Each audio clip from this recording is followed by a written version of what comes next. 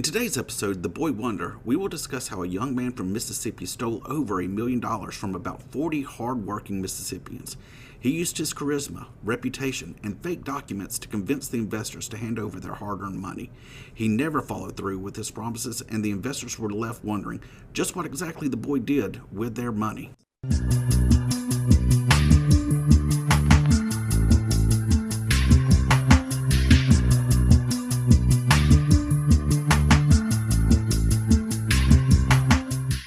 Hello, and welcome to Real Life Regulators. This podcast series is brought to you by the North American Securities Administrators Association, also known as NASA. This podcast was created to educate investors using real-life examples of security fraud cases. During each episode, we review different cases and discuss what went wrong, how you can identify the red flags of securities fraud, and what you can do in the future to protect yourself and your loved ones from a similar situation. I'm one of your co-hosts, Nick Bondereau, the Education and Public Affairs Manager for the Alabama Securities Commission, and my co-host today is Lynn Peters, Director of Communications, Financial Education Outreach with the Washington State Department of Financial Institutions. Also joining us today is Director Eric Slee and Attorney Emily Ludwigson. Both are with the Mississippi Secretary of State's Office Securities Division. Before we get into the case, let's start off and tell us a bit about who you are and what you do. Eric, let's start with you. Hi. Like you said, my name's Eric Slee. I run the Mississippi Securities Division. I've been with them about 3.5 years now, and we fall under the Secretary of State's office in Mississippi. Thank you. And Emily, tell us a little bit about yourself and what you do.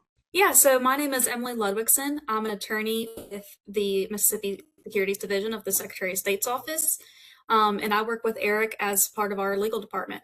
Well, thank you for that. So before we get into this very interesting case, can you briefly describe this case that involved David Castillo? Yeah, absolutely. So kind of in a nutshell, starting from the top down, it really turned out to be a Ponzi scheme. It was a young man in a fairly small-ish town in Mississippi that started raising money through some personal connections, and then word of mouth just kind of started to pick up steam and snowball until we were at about $1 million. And then that's when our office kind of stepped in and started our investigation. So what made this case stand out from other cases, like when and what happened? Yeah, I think the first striking thing was the age of our perpetrator here. So he was 20 years old, Mr. Castillo, when he started this scheme.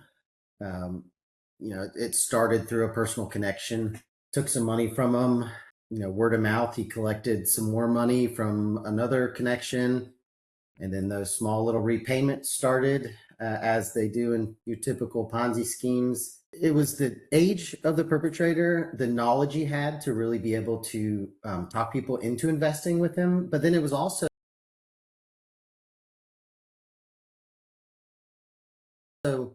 the victims themselves trusting in such a young man in a rather small town in Mississippi to take their money, some of their life savings, and invest it with the hope at getting a better return than they were getting in their standard accounts.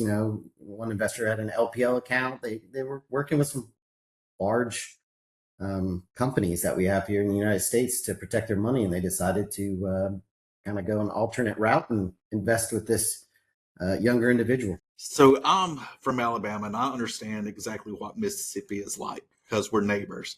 But let's try and set the scene here. Can you describe where this took place? Describe the town, the demographics, and the industry that comprises where this actually took place. Yeah, absolutely. So Jackson is the capital of Mississippi. We're pretty centrally located in the state. So that's where state government is, and that's where our offices are. So about an hour south of us, maybe a little more than an hour, is a town called Brookhaven. There's about 11,000 people in Brookhaven, Mississippi. It's a very historic city. There's a lot of rich history, going back to the Civil War. It's the hometown of one of our current sitting senators, Senator Cindy Hyde-Smith. So it's a very well-known city in Mississippi. I think I might have just mentioned this population, about 11,000.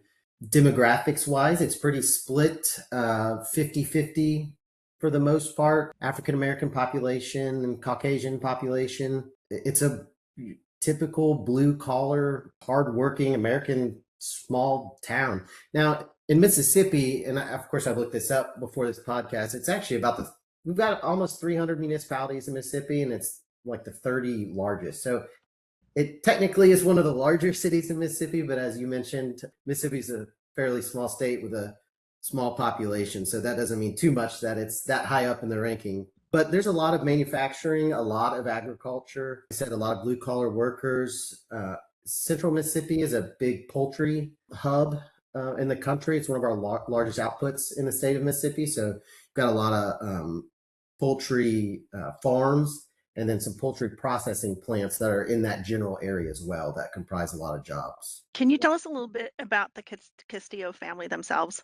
Yeah, I mean, we didn't get too in depth with the family, but by all accounts, it's just your typical working class family. So in the household, there was Mr. Castillo, David Castillo, our perpetrator here. And then, he had some siblings, brother, sister, lived with his stepfather and his mother, in a standard right on the edge of town, right in Brookhaven. Nice property with a good little bit of land and a nice house, nice well-kept house, up-to-date workshops and lots of toys on the property. And, I believe the stepfather, I want to say he owned his own company. He was, successful. By all accounts, just a good family. And so, like we said, the subject of this case is a 20-year-old guy named David Castillo. Can you, just assuming and reading about this case, I'm just assuming that the guy was just loaded with charisma to be able to kind of initiate a scheme like this. Did he have a certain reputation around town to be that young for people to kind of trust him with their money? Yeah, like I said, I think I don't think the family had a bad reputation. I think the family had a good reputation. Like I said, dad was stepdad is all I knew about. Was a hard worker. Seemed to be good kids. There's no long rap sheet or anything for anybody in this family when we did our investigation. And yeah, lots of charisma. Definitely a kid that grew up in social media and knew how to use YouTube and learn lingo and learn how to speak in a way that made some of the folks that he was collecting money from believe that he knew what he was doing. Can you describe how he looked? Yeah, again, just typical, well-dressed, well-kempt young man. I mean, if you were walking down the street, you wouldn't think anything otherwise. You seem like a nice kid. And to be 20 years old, I know he didn't have like an extensive resume to speak of, but what did he do like in his time? Did he go to college or did he have a job that you're aware of? Yeah, briefly. So he graduated high school. I believe he went to Brookhaven High School there. I think that's the high school he went to, or one of the high schools in the area. So don't quote me on that, but he did not go to college that we're aware of. We found no evidence of that. It looks like he graduated high school. He did work at Valvoline for a while. We found that job history. I was talking to Emily earlier. I said we actually have something in common. I used to work when I was in private industry for Valvoline corporate headquarters. So me and this individual both have that in our background. I think I went a slightly different path, but he had that job for a little while, and then it seems like he got out. We're not sure why. That ended. It was a pretty short stint, and then it seems like this kind of scheme started to pick up. So I guess we just kind of need to start from the beginning.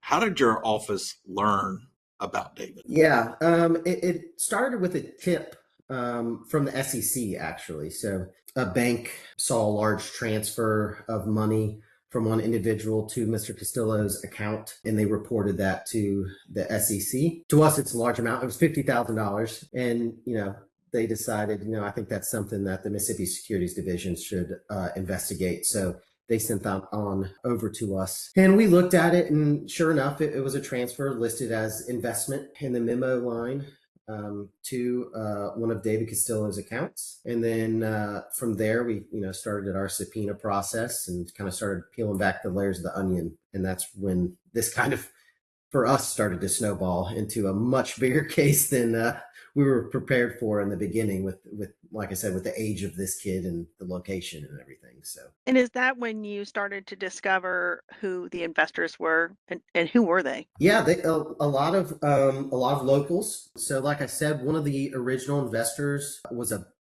personal friend of his, or the father of a personal connection of his, I guess I'll say it that way. He talked that father into investing some of the money with him. I think at that time, there's a lot of turmoil going on in our government. And, this is a small, conservative, hardworking town in Mississippi. And I think for some folks, there was a bit of distrust maybe in, the government system and in the market, the general securities market, where most of us keep our retirements and our investment accounts.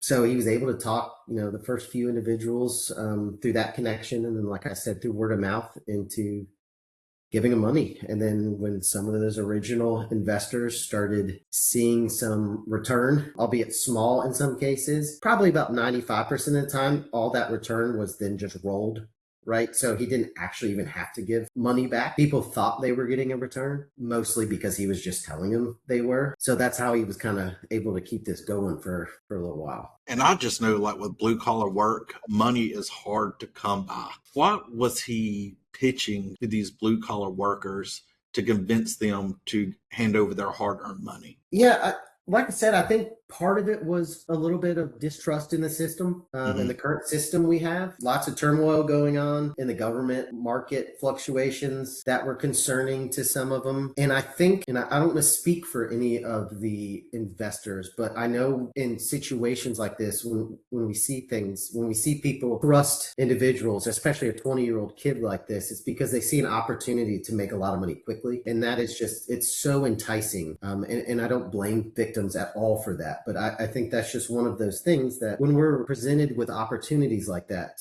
here's $50,000, you could get 150 in 12 months. Well, Gotcha. To some, that's hard to turn down, especially when you see some return or you think you're seeing some return. So it's just a mental game that he was able to play and he won for a while. So did he have like a structure pitch that he was pitching to the investors? Say if you gave him $100,000, was he telling people that you're going to earn 10%, or was it just you give me money and I'll give you more later kind of thing? Yeah, I'll let Emily kind of answer that a little bit. I will say before I turn it over to Emily, it changed a little bit, but in general terms, he was pitching himself as what he looked like. A 20-year-old investor, broker, stockbroker, savant. And he was upfront, although not true, to the extent he wasn't actually investing the money. He was being honest with the fact that he was learning. I'm a YouTuber. Right. Or I learned on YouTube, not that he was a YouTuber. He was learning these things, and he was like a self-taught financial guy, and that he was going to be able to make them money. I think there was a couple investors where there was maybe like a structured contract. Emily, I guess this is where I'll turn that over to you. Yeah, so he did draft up, if you could call it that, some sort of contract for at least a couple of the investors. They never signed it, but he would go to a website called findlegalforms.com and basically use one of their forms to draft a stockbroker agreement, and he did distribute those to a couple of investors. But there was nothing in those agreements that set any structure to the investment opportunity. He basically just explained, yes, if you give me this much money and keep it in there for a year, you'll see a return and your principal investment is guaranteed. I'm assuming that part of this is also, he's 20 years old, and I'm envisioning a lot of older people who are investing. He had to have had a lot of charisma and swagger, in addition to just saying, I learned this on YouTube, to be able to convince folks to give him money because he was so young. How did he convince people to give him his money? Yeah, I think there's a couple reasons. Well, quite a few reasons. A lot of things kind of fell into place. So there was the charisma. There was the fact that to some extent, like I said, he was upfront about his knowledge and where it was coming from, and learned this on YouTube, and I'm successful at it. I think at one point he told an investor that he was worth $200 million. And then when the word of mouth, you hear that other people are getting a return. Again, that's another big thing. And then for some that wanted to see, at least one investor, there could have been more, that wanted to see a visual of their return, he was able to, I think, doctor or Photoshop, I don't know what program he used, some screens. And you watch the movies, right? And you see the stockbroker charts and all the computer monitors and the graphs. I think he was using that to his advantage. He was grabbing images like that to say, hey, look, this is your investment. It's gone up this much since I've taken your money, and do you want to keep rolling your return? And Emily hit on a good point too. One of the reasons that he was able to keep this going for so long without really returning that much physical cash to people is that term, that 1 year term that he put in it. So the investors were apprehensive on talking to us at first, or even wanting to go to, because none of them came to us, right? Like I said, this was through an SEC referral, but even apprehensive to talk to us at first because they didn't want their investment to be messed up because he was not registered or anything like that. Because I think they knew that he wasn't registered, or he was not properly credentialed to do what he was doing. So that time frame, that block to not get your money back for a year, also allowed him to kind of keep doing this over that first year anyway. And so on this one, if I'm correct, this all happened around 2019. This is kind of when it started. And the legal documents that he was downloading from this website, would they look legitimate? Not at all. They had the big watermark across it that said findlegalforms.com. He basically just put in his name and would have the investor handwrite in their name and sign it. Yeah, and I mean, I have an accounting degree originally. That's my undergrad. If you would have showed me that contract right out of accounting school, I would have gone, okay, is this what a contract is supposed to look like? I don't know. Like Emily said, to us as attorneys now, we can look at that and go, this is obviously not okay, especially attorneys that look at securities contracts for a living. But, to an average investor, to your standard, Main Street investor, probably not. I don't think there's a reason they would have thought this isn't legit. Yeah, this guy sounds like he could have been extremely dangerous if AI would have been around that time. Oh, for sure. Yeah, absolutely. And so we know that he would do some manipulation of the documents, but did he have like an official office, or where would he conduct his business at? Primarily, he conducted business over the phone via text message, maybe a few phone calls here and there, but he really didn't meet with clients at a specific location. We do know of a couple instances where they would go to restaurants. I think one particular location that he liked to use was a Huddle House. And it would, in that case, he met with one investor at the Huddle House, and the same day, the investor gave him $30,000. And just a disclosure from the listeners that may not be familiar with the South, a Huddle House is a 24/7 diner. It's not a house where you huddle up. Thank you for that. I was just going to ask that question. Think of it as a Waffle House for those who know what a Waffle House is. But an important place to do business in the South. Yeah, for sure. We do lots of business over a good meal here in Mississippi. So about how many victims were involved and how much money was lost in total? Yeah, around 40-ish victims in the end. We got it when we handed it over to our criminal partners.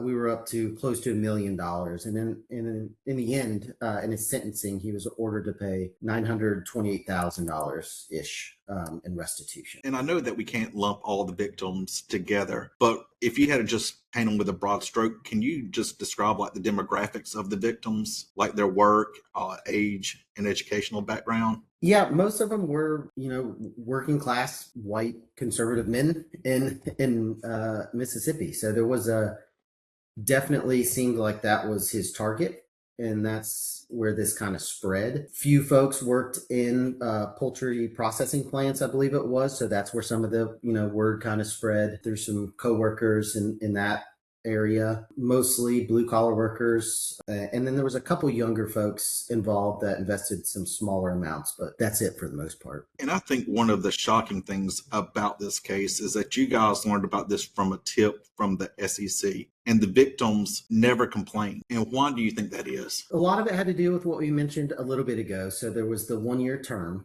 So in the, for that first year, a lot of the victims' 1 year terms, obviously these were fake contracts, fraudulent contracts, but those hadn't run yet. So a lot of them didn't even know yet that they weren't going to be getting money back, that their money wasn't invested in anything, with one very small exception where he opened a small account on a platform called Tradeovate, I believe it is. I want to say in the hundreds of dollars range. I don't think it was more than that. And that's the only type of true investment, so to speak, that was ever done. And that was just with pooled money. You couldn't even identify which investor's money that was.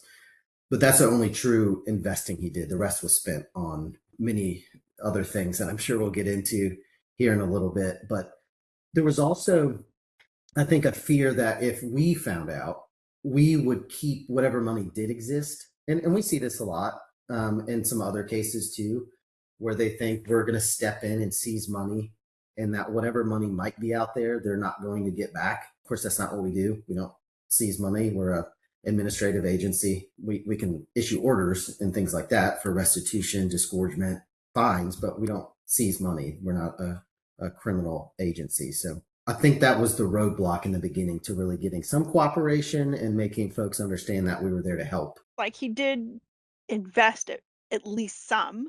Did he ever make good on any of those investments from the folks? I mean, or was it just, you mentioned that he said they were doing well. He told them they were doing well. Did they ever see any money come back to them? Emily, you might be able to answer that a little bit better than I. Very little. If there was any returns, it was just money that was from the early stage investors. But no, I don't believe any of the investors saw any of their money back. Well, if he was just ripping these folks off left and right, what was his end game? Like, did he think that he could just do this forever? We don't really know. He was telling investors that he wanted to open up his own firm or office, and so his goal was to get about 50 to 100 clients and then open up shop. But that's the question that we haven't been able to quite answer yet. Well, if he wasn't paying people out and he wasn't opening his office, what was he spending his money on? A wide variety of things. Cars, dirt bikes, a lot of the things down south we call toys, four-wheelers. I believe there was a wave runner or a jet ski involved. So there were bigger items like that. I want to say he bought a car for his girlfriend. He went through his own cars and trucks. There were gun purchases. We had a flamethrower at one point, so he definitely purchased a flamethrower. A gold-plated Desert Eagle handgun, so some very high-value handguns. Purses, I want to say, I believe he bought some purses through our investigation we found for his mother, so some of that. And then there were some very odd things. So there was a pattern of getting on OnlyFans and spending a considerable amount of money on OnlyFans. And then in that same pattern, he would then go to Taco Bell, hundreds of dollars on food at Taco Bell. So those two things seem to line up quite a few times. And for our listeners who don't know what OnlyFans is, can you please explain what that is? Yeah, it's an adult website where you can pay adult performers to do adult performing things. Well, it appears that his lifestyle was definitely interesting. I don't know if I would categorize it as lavish, but did he ever buy his own house or anything like that? No, he still lived in the family home. Wow. I think they did some renovations to their yard and maybe some construction. But no, he stayed with his family's home. So during the investigation, did you ever get into what was his motivation behind creating this scheme? Like, did he start with good intentions and just went sideways? How did this go awry? I do. I honestly think that this did originate with good intentions. Like I said, it was a good family. By as far as we could tell, a good kid. He did do his research on YouTube and got all this information. I think he probably did want to work in this industry. I want to say through our investigation that might have been included in one of the responses to one of our subpoenas. You know, I think he did ultimately want to do this, but like in many instances where you start getting this money in and quickly, and especially at such a young age, I think it just turns quickly. I think and this is, I'm just assuming here, but I think he started getting that money in, seeing the things he could buy, how easy it was for him to talk people into doing this. And it just kind of went downhill pretty quickly. So this case resulted in just close to $1 million lost between like 40 investors. So some of these investors had to have lost like some substantial amounts of money. Did you guys hear from any of the victims, like how it impacted their lives, losing that kind of money? Yeah. Unfortunately, this is, as I've mentioned many times, it's a very good city down in Mississippi, Brookhaven. These were good, hardworking folks that really trusted him with their money. So yes, for some, it was a substantial amount, if not all of their life savings that they had to that point that they were investing with him. On a very sad note, we found that one of the investors, there were two investors, a father and son, who had lost their son and brother during the war. So he's a fallen soldier. And as part of those death benefits, they received $50,000 each, $100,000 total in some death benefits from their fallen brother and son. And that money was invested with Castillo. So there was, that one hit, of course, extremely hard as we worked through this investigation and saw the source of where some of these funds were coming from. Heartbreaking for family members. So what type of fraud would you classify this as? I know there's, to help our listeners understand different types of fraud and what creates that. On its surface, big picture, as I said in the beginning, definitely a Ponzi scheme. So this is almost Ponzi scheme light, right? Because he wasn't giving most of the money back. He was just convincing people that they were rolling their returns. So, really, I guess you could boil it down to outright theft. But people thought they were rolling their returns. So definitely very much a Ponzi scheme, very much somewhat of an imposter scheme, or it was an imposter scheme. He was convincing people. He was this broker dealer, investor savant, young kid that knew what he was doing, and that, he was going to make them some money. To some extent too, I'd probably classify this as somewhat of an affinity fraud, because he was preying on people that held, to some extent, a belief that their money might not be safe in the market, in our current securities market, and he was talking them into liquidating that and giving it to him. So kind of a threefold there, and I'm sure there's some other types of, we've had so many different types of frauds now, we could probably classify this 6 different ways, but those were kind of the 3 main buckets we put this in. So can you tell us a little bit about when this all came down, when the family house was raided, what you found? Was the family totally shocked?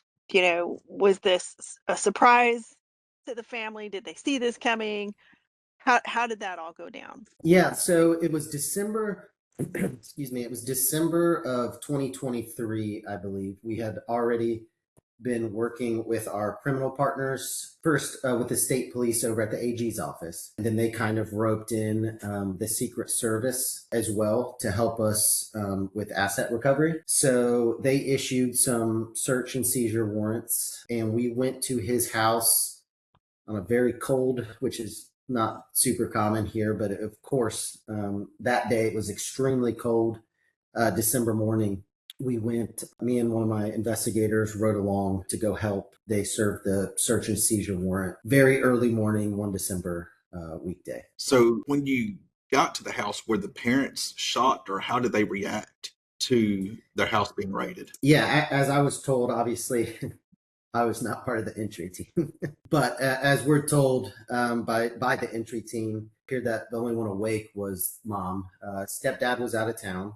Mom was home. She was up early that morning. She was already, sitting in her living room having a cup of coffee. Kids were still asleep. I believe one brother's girlfriend was also staying in the house. We knew he had purchased guns, had quite a few guns on property. So, I'm not in law enforcement, but the Secret Service and state police took extra precaution when they did go in, because they knew, of course, that there were some firearms on premise, some very high-powered firearms. So the house was cleared first. It was, as you can imagine, a very big shock to mother.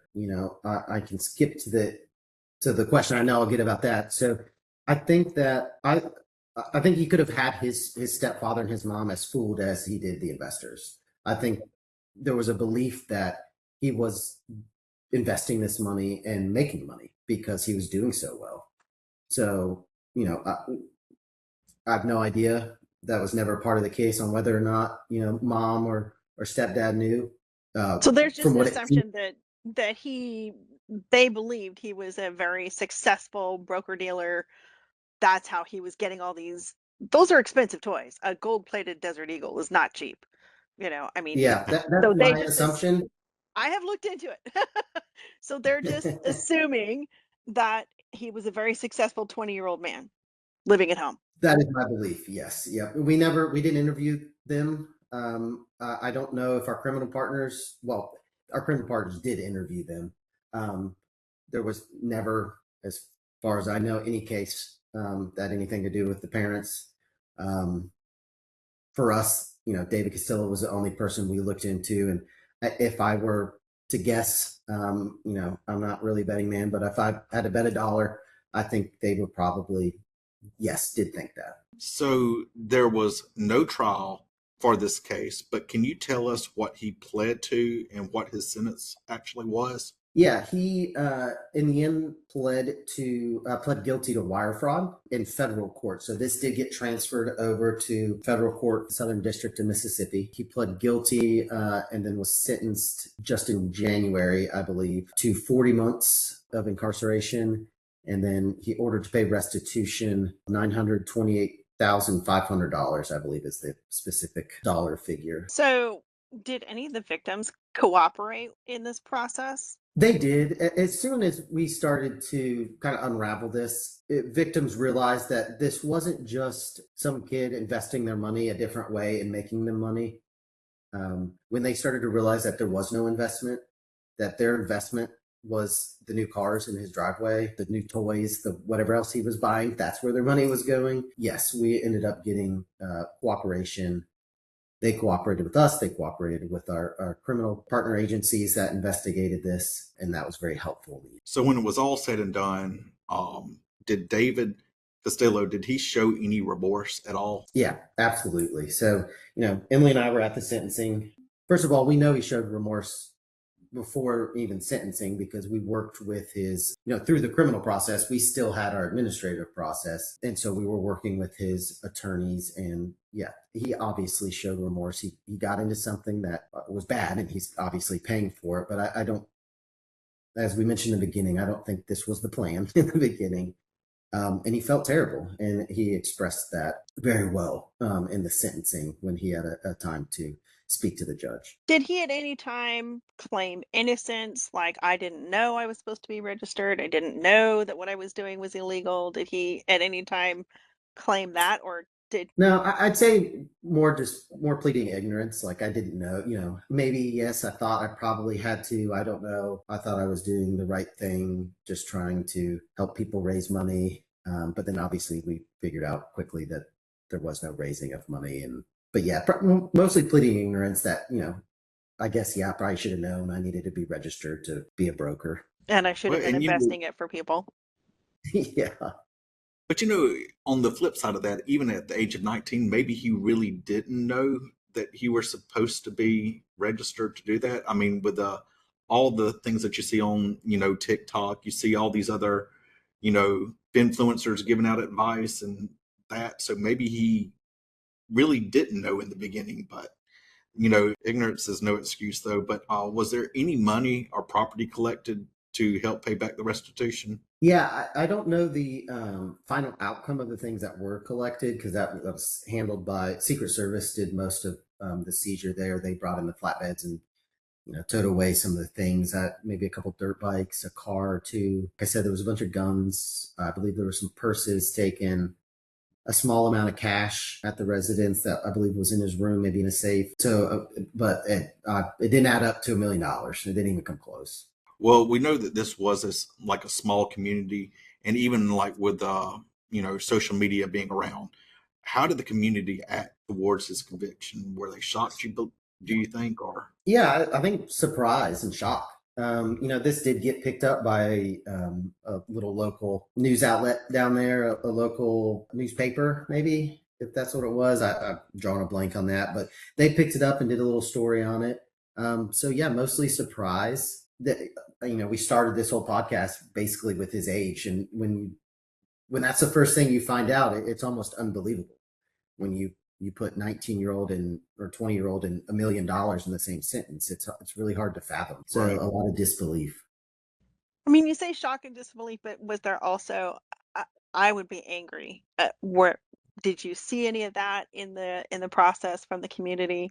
I mean, that's a lot of money to lose, $50,000, especially if it was, from the loss of your son. Yeah, and that was probably the most visceral reaction that we received in an interview with that individual. That we had to do a lot of calming down and ensure that justice would be served by the authorities, and that we to just wait and let the process pay out so that justice can be served properly. But yes, there were very angry folks, not just the ones that lost their money, but people that knew, my neighbor was taken advantage of by this kid and they've lost all their money. And on that line, justice being served, where is he now?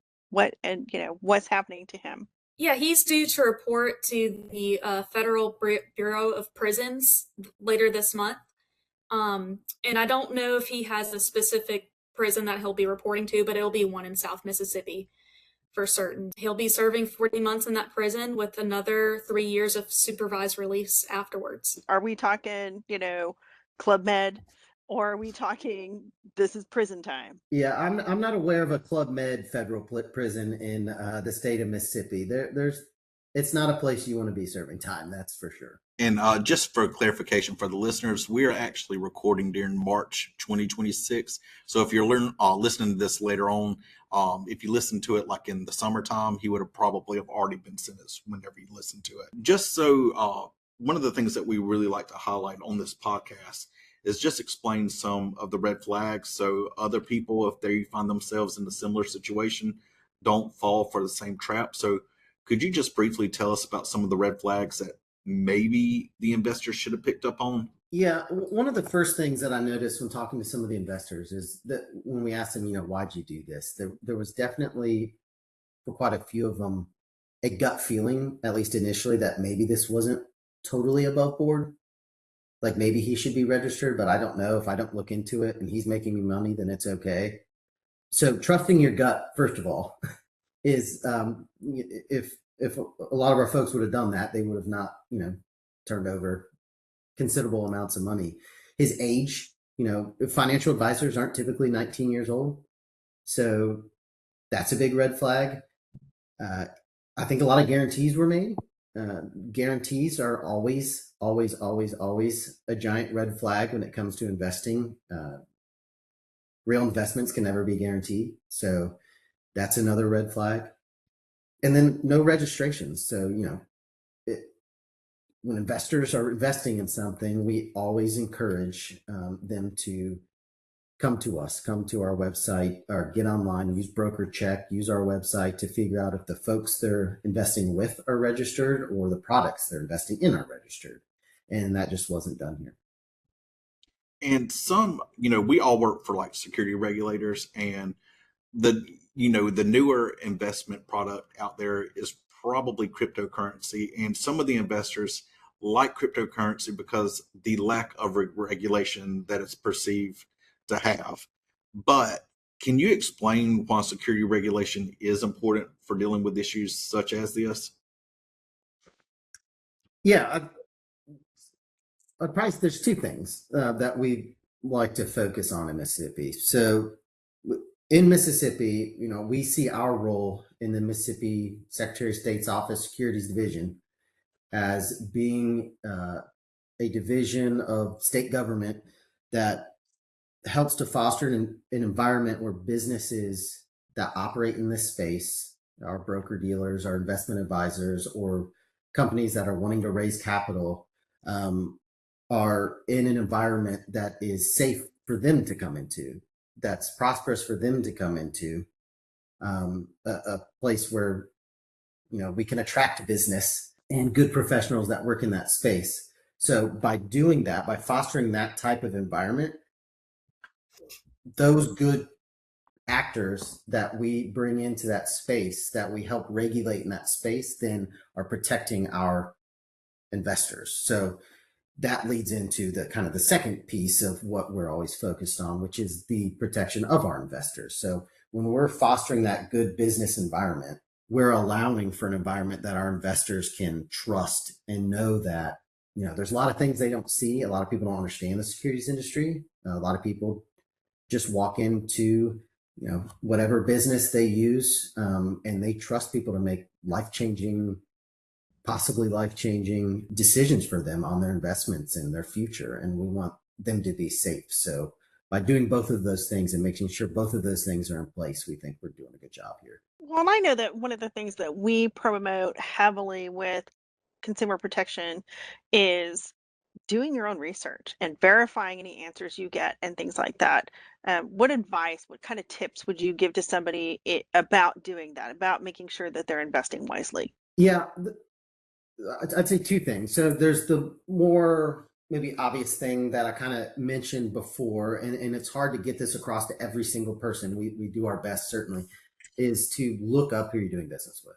So like I said earlier, if you're going to operate in this space, if you're going to be a broker dealer, as Mr. Castillo was touting himself mostly, or you're going to be an investment advisor, or you're going to raise money in Mississippi, you're going to be doing that legally through some sort of credentialing with our office. Of course, there's always exceptions to some of those things, but so that's the first step. Look it up. Call us. You can use our website. All 50 states, you can get on their securities websites and figure out the right direction to go, or you can go to Broker Check and figure out if these folks are registered. The other thing I always like to say is a lot of, in these kind of fraudulent schemes, a lot of folks are talked into investing in these wild products or in these like risky sounding situations like we had here without talking to other folks. It's easy to be talked into quickly. Hey, look, I made this guy $1 million. I can make you $1 million. Go talk to a professional that you know is registered, or go talk to somebody you trust in your family that maybe has a stronger business acumen, or somebody, a family attorney, or your doctor. It doesn't matter. Anybody you trust that's outside your little inner circle, it can prevent fraud. And I say that in any time I go give a talk. So when you get those text messages, the calls that your password was stolen, or someone purchased something on Amazon, ask somebody else first, and don't fall victim to that pressure scenario where you need to act now or you lose the opportunity to fix it. That is some great advice. Thank you for that. And just to kind of like close down, being that David was only 23 years old during sentencing, what do you think his future looks like? Yeah, I mean, obviously it's going to be a little tough. He's going to have this restitution hanging over his head. It's quite a bit of restitution, $928,000.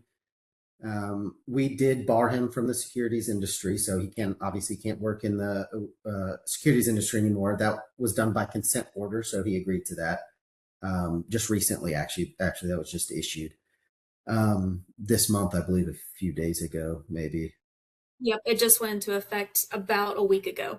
Yeah, but as we've kind of mentioned throughout this, he's a very charismatic, smart kid. So I really believe that and we've said this through this whole process, gosh, if only this kid could have put all of that knowledge, the charisma, the ability to kind of spread word, and everything he did, if he could have directed that towards something positive, he'd be very successful. And I don't see why he can't do that now. Obviously, there's going to be some barriers with the felony conviction and the restitution, but there's no reason that once time is served and he gets back out, that he won't be a productive member of society in Mississippi, I'm sure. So thank you both so much for joining us today. And so that brings us to, how can someone check the background of a person making an investment offer? Go to nasa.org. That's NASAA.org. Click the Contact Your Regulator tab located in the top left corner, and then simply click your jurisdiction's regulator located on the map to obtain the contact information for your regulator. Being an informed investor means having a plan and understanding each of your investments. Whether you're new to investing or already investing, NASA and its members provide a variety of online investor education resources for investors of all ages. Visit nasa.org for more information on how to be a wise and safe investor. Again, that's nasa.org. Thank you both so much for joining us, and more importantly, thank you for the work that you do to protect your investors. And that's all for today's episode. From Montgomery, Alabama, I'm Nick Vonderoo. And from Olympia, Washington, I'm Lynn Peters. If you have any questions about today's podcast or would like more information about the topics discussed today, please email us at realliferegulators@gmail.com. That's realliferegulators, all one word, @gmail.com. If you'd like to hear future episodes, please hit the subscribe button. NASA provides its information as a service to investors. It's neither a legal interpretation nor an indication of a policy position by NASA or any of its members. If you have questions concerning the meaning or application of a particular state or provincial law, rule, or regulation, please consult an attorney that specializes in securities law.